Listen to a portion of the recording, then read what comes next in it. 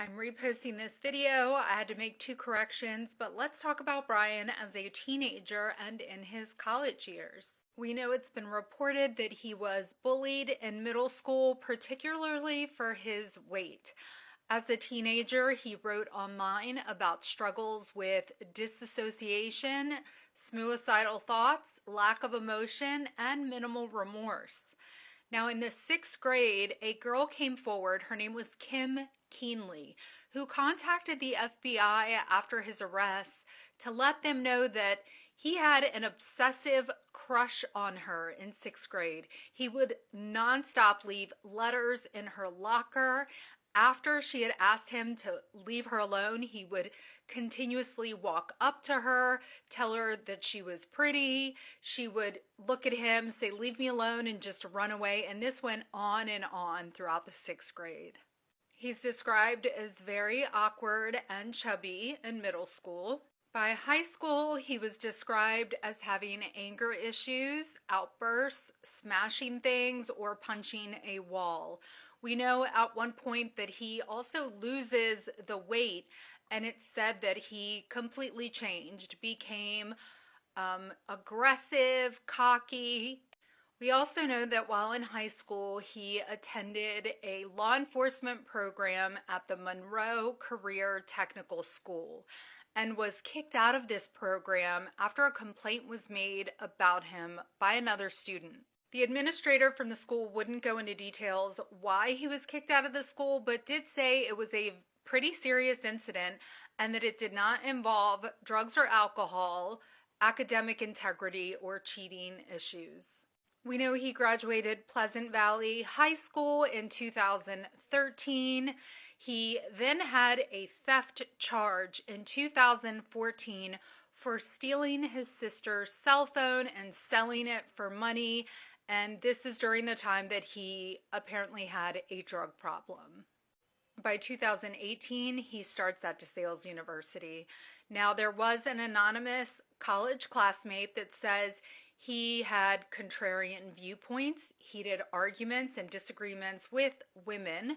A female student at one point storms out of class and accuses him of mansplaining. During his time at DeSales, it is said that he went to Seven Sirens Brewing Company in Pennsylvania several times. He was actually known by the staff as the creepy guy with creepy comments. They even had put a note in the computer, "Keep an eye on this guy." At one point, a staff member, he kept bothering her, asking her questions. She did not want to engage, therefore he called her a bitch. In 2022, we know he graduates from DeSales and starts to make his move to WSU in Pullman. By 2022, we know he graduates DeSales and then makes his transition to WSU in Pullman, Washington. Now, we know he takes on a TA position at WSU. He starts in the late August.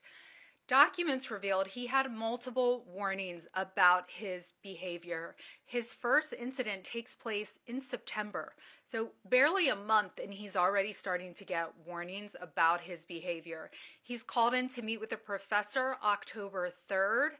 His behavior escalates, reports of him being aggressive. October 21st, professor emails him to tell him he has failed to meet expectations. November 2nd, meets with professor to discuss improvement plan for his behavior. Now, a classmate recalls days before the murders, Brian was engaged in discussions about forensics, DNA evidence, and evidence that prosecutors use to win convictions. As a teacher's assistant, he would grade papers. It's reported that he was really tough on grading and would constantly leave them notes on what they did wrong, etc. And that after the murders, he was just giving everybody 100. He stopped leaving all those notes that he used to leave. They also said he seemed preoccupied and somewhat disheveled. Now, obviously, we don't know if these stories are all true, but I will say that no one else has come forward to say, like, I knew him in high school and that's not true. He was totally normal. I am surprised that more people haven't come forward. I'm curious to know what he was like in elementary school. Um, I think that after trial, maybe people are going to feel more comfortable coming forward that knew him and maybe have had awkward experiences with him.